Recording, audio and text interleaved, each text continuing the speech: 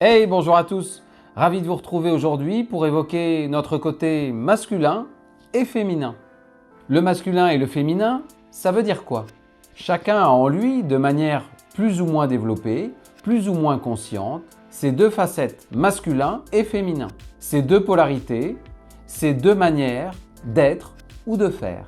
Loin de les rejeter ou de ne développer qu'un axe, il s'agit de les associer, de faire avec les deux, de bénéficier des apports et de la complémentarité des deux. C'est quoi le but? Le féminin, c'est la création, l'inspiration, la sensibilité, l'écoute, l'intelligence intuitive et émotionnelle, la compréhension des autres, l'empathie, la bienveillance, le lien.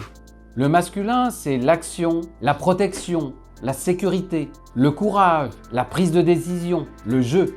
Le masculin est dans le don, le féminin est dans le recevoir.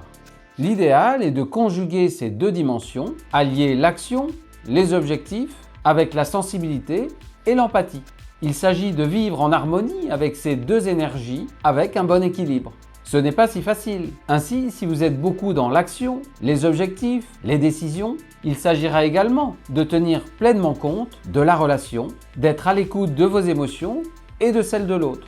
A l'inverse, n'être que sensible ou que dans le lien pourra vous être préjudiciable. Il vous faudra alors mettre un peu de cadre, de structure, de décision dans ce que vous entreprenez. L'enjeu est fort. Cela vous permet d'appréhender les situations à la fois sur le fond et sur la forme, en étant dans l'opérationnel et dans le relationnel, dans le savoir-faire et dans le savoir-être.